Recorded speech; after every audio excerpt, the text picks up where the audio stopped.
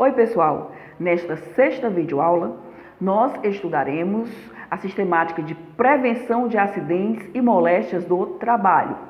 Tentaremos tecer diálogos entre a Lei 8213, a CLT e o Código Penal. Tudo isso mediante dicas para concursos. Então vamos lá. Quando falamos de prevenção de acidentes e moléstias do trabalho, estamos naturalmente a falar de EPI. E o que é EPI? Equipamento de proteção individual.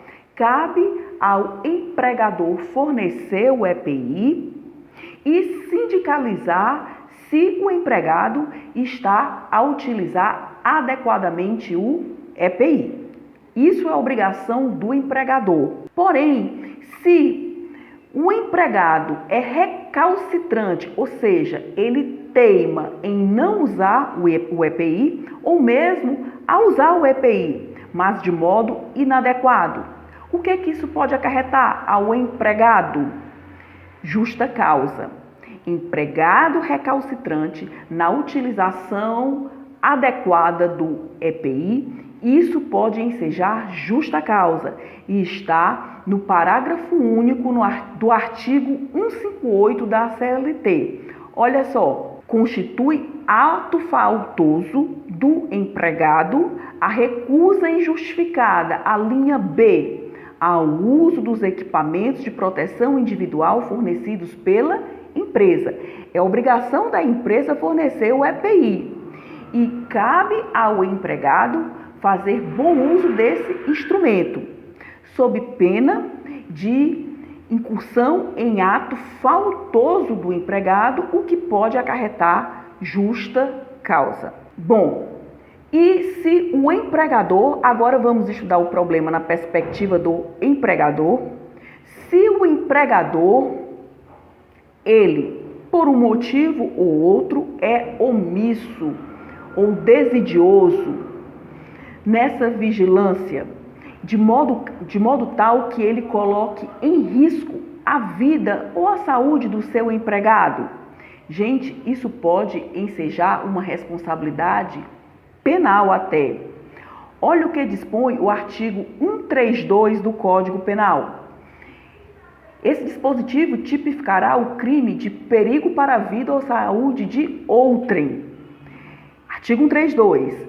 Expor a vida ou a saúde de outrem a perigo direto e iminente. Pena, detenção de 3 meses a 1 ano. Se o fato, claro, não constitui crime mais grave. Parágrafo único.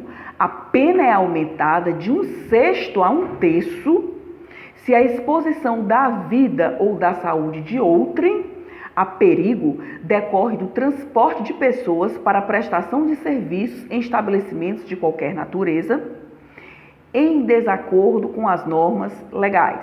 Em síntese, a prevenção de acidentes e moléstias do trabalho, isso está a cargo tanto do empregador como do próprio empregado e sua desídia pode acarretar responsabilidade no campo penal para o empregador e para o empregado, isso pode implicar justa causa trabalhista. Claro que acidentes e moléstias do trabalho repercutirão também na sistemática de previdência social. Outro assunto bastante interessante é a questão do regresso.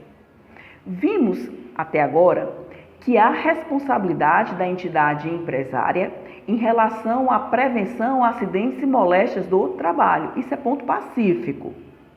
Agora, o interessante é que a Previdência Social pode propor ação regressiva em relação ao responsável pelo acidente de trabalho. E eu fiz um esquema jurídico de responsabilização para que a gente possa entender melhor esse assunto. Admitamos que tenhamos uma causa. Essa causa seja um acidente de trabalho ou doença profissional, que gerou o quê? Uma incapacidade para o trabalho ou morte. Isso por culpa de quem? Admitamos que seja por culpa do empregador. O INSS pagará o benefício e demandará do responsável o ressarcimento. Essa é a ideia da ação de regresso. Para tanto, é imprescindível a análise técnica por parte da perícia médica do INSS. Outro assunto bastante interessante é a figura da concausa, que é um acidente de trabalho por equiparação. Isso está no artigo 21, inciso 1 da Lei 82/13 de 91, que é a Lei de Benefícios. Então vamos lá, vamos ler o dispositivo e depois a gente dá um exemplo, que o exemplo ajuda muito. Olha o que dispõe o 21. Equiparam-se também ao acidente de trabalho para efeitos desta lei, inciso 1. O acidente ligado ao trabalho que, embora não tenha sido a causa única, haja contribuído diretamente para a morte do segurado, para a redução ou perda da sua capacidade para o trabalho, ou produzido lesão que exija atenção médica para a sua recuperação. Eis o acidente de trabalho por equiparação. Exemplo clássico de concausa: indivíduo que sofre de hemofilia, fere-se no trabalho por falta exatamente do EPI e morre esvaído em sangue.